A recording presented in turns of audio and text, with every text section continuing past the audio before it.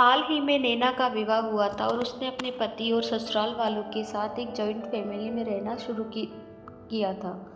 कुछ दिनों के बाद उसे पता चला कि वह अपनी सास के साथ नहीं रह सकती।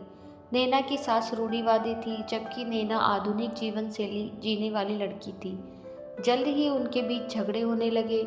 कई महीनों के बीत जाने के बाद भी दोनों में से कोई भी अपना व्यवहार बदल नहीं पाई। समय के साथ साथ नैना और ज़्यादा आक्रामक हो गई। उसे अपनी सास से नफरत होनी शुरू हो गई। वह सोचने लगी कैसे अपनी सास से छुटकारा पाया जाए। एक बार हमेशा की तरह जब उसने अपनी सास से झगड़ा किया और उसके पति ने अपनी माँ का साइड लिया, तब नैना गुस्सा हो गई और अपने मायके चली गई। नैना के पिता एक केमिस्ट थे। उसने अपनी पिता को पूरी बात बताई। उसने अपने पिता से कहा कि उसे कुछ जहर दे ताकि वह अपनी सास के खाने में मिलाकर उससे छुटकारा पा सके, नहीं तो वह अपने पति के घर वापस नहीं जाएगी। नैना के पिता को यह बात जानकर काफ़ी दुख हुआ और उन्होंने अपनी बेटी से कहा, अगर तुम अपनी सास को जहर देती हो तो तुम और मैं दोनों जेल जाएंगे। ऐसा करना ठीक नहीं है। लेकिन नैना सुनने और समझने की हालत में नहीं थी। आखिरकार उसके पिता ने कहा, ठीक है, जैसा तुम चाहती हो वैसा ही होगा, लेकिन मैं तुम्हें जेल में नहीं देखना चाहता। उसके पिता अंदर से पाउडर लाए और कहा, हर दिन जब तुम दोपहर का भोजन या रात का भोजन करते हो तो अपनी सास के खाने में इसे मिला देना। इससे धीरे धीरे कुछ महीनों में वो मर जाएगी और लोग सोचेंगे कि वह प्राकृतिक रूप से मरी है। उन्होंने यह भी कहा कि क्योंकि किसी को तुम पर शक नहीं होना चाहिए, इसलिए आज से तुम अपनी सास के साथ नहीं लड़ोगी, बल्कि तुम उनकी देखभाल करोगी। भले ही वो कुछ भी कहे, तुम गुस्से से बात नहीं करोगी और हमेशा शांत रहोगी। नैना सहमत हो गई और अपने ससुराल वापस आ गई। अपने पिता की सलाह के अनुसार उसने अपनी सास के खाने में पाउडर मिक्स करना शुरू कर दिया और बड़े ही प्यार के साथ बात करना शुरू कर दिया।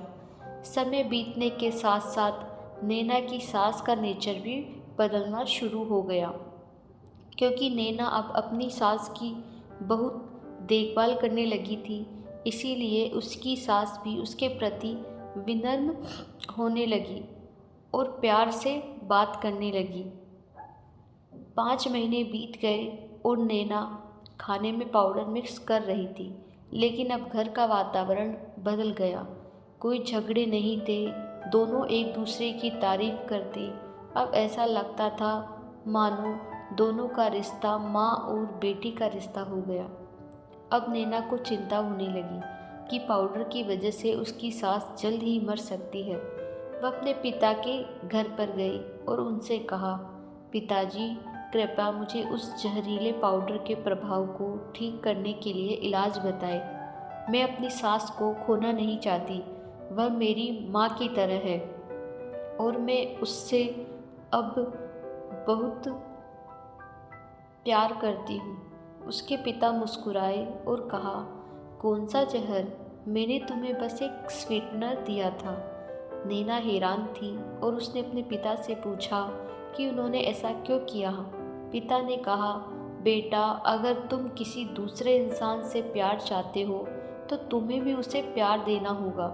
रिश्ते एक गाड़ी की तरह होते हैं और हम उन पर लगे पहियों की तरह। जब तक सभी पहिए ठीक से आगे नहीं बढ़ेंगे तब तक गाड़ी ठीक से नहीं चल सकती। इसीलिए इसी बात का एहसास दिलाने के लिए मैंने ऐसा किया और तुम्हें अपनी सास के प्रति नर्म रहने को कहा। तुम्हारी अच्छाई देखकर उन्होंने भी अपने आप को बदलना शुरू किया और तुम्हें समझना शुरू किया। तुम दोनों ने एक दूसरे के लिए अपने आप को बदला। यही कारण है कि तुम अपनी सास के लिए आज मेरे पास भागते हुए आई। नैना अपने पिता की बात समझ चुकी है। हर इंसान अपनी परिस्थितियों का शिकार होता है। यह अक्सर कई मतभेदों को जन्म दे सकता है। हालांकि हमें एक दूसरे को समझने की कोशिश करनी चाहिए और एक दूसरे के साथ एक स्वस्थ संबंध बनाने के लिए थोड़ा अपने आप को भी बदलना चाहिए।